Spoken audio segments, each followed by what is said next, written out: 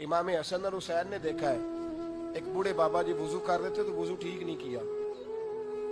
दो बातें हो सकती ना कि मैं शेर खुदा का पुत्र हूं, मैं तुम्हें बताता हूं वुजू कैसे करना, और अहले बैत का अदब वैसे भी फर्ज है, वाजिबात दीन में। वुजू ठीक नहीं किया तो शहजादे अब एक दूसरे से मशवरा करने लगे कि बाबा जी को बताना है वुजू कैसे करना चाहिए। तो कैसे बताए?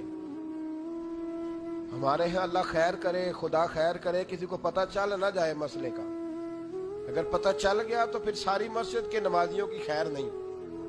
वो सबको बताएगा कि तुम सारे गलत नमाज पढ़ते हो, पहले मेरे पास आओ, मिठाई का डब्बा लेके मुझे उस्ताद बनाओ, मैं तुम सब की नमाजें सही कराऊंगा, उसके बाद फिर बात को आगे लेके चलो। बड़ी तेजी से ठहर जाए, अभी थोड़ा गौर करें, रुकें। तबलीग का एक अंदाज है, उदउ इला सबील रब्बिका बिल हिकमा।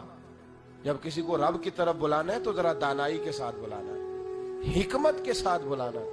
हसनैन करीमैन बैठे, अब दोनों भाई आपस में उम्रें कितनी है? 7.5 साल 8.5 साल। मुशावरत हो रही है कैसे बाबा जी को बताना है। अब बात तय हो गई, आंखों आंखों में तरीका वज़ा कर लिया। तो हजरत इमाम हसन फरमाने लगे, बाबा जी माशाल्लाह आपको वुजू करते देखा है, जरा हम दो भाई भी वुजू करने लगे, जरा देखिएगा भला किसका सही है, ये जरा देखिएगा। वुजू तबलीग करने का भी तो कोई तरीका होना चाहिए ना, जरा देखिएगा वुजू किसका वुजू ठीक है, जरा देखिएगा। तो बाबा जी ने कहा चलो बेटा दिखाओ। वुजू किया दोनों शहजादों ने। ये शहजादे हैं ना, और ये वो शहजादे हैं जो कयामत में जन्नती जवानों के सरदार बनेंगे।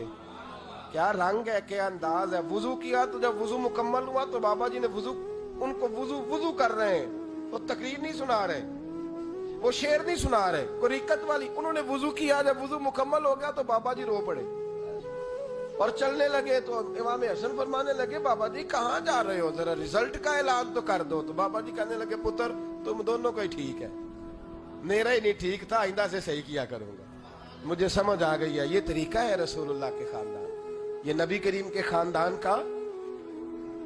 हमारे यहाँ किसी बुजुर्ग को जब मशवरा देना हो ना, आपने ये बात याद रखनी, किसी बुजुर्ग को मशवरा देना हो तो डायरेक्ट नहीं देना चाहिए, ये मना है।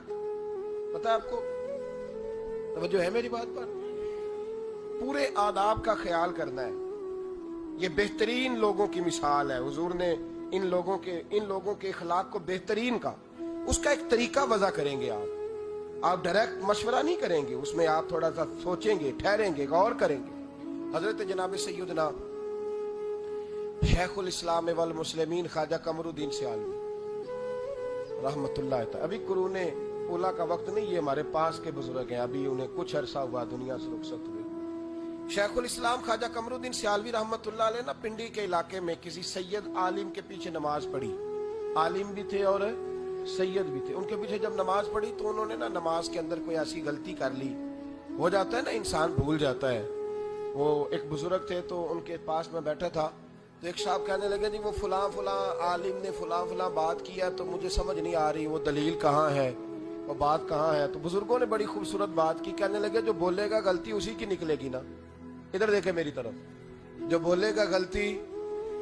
तो फरमाने लगे जो कोई काम करता है गलती भी उसकी निकलती है, जो गुमसुम हो उसकी गलती किसने निकालनी।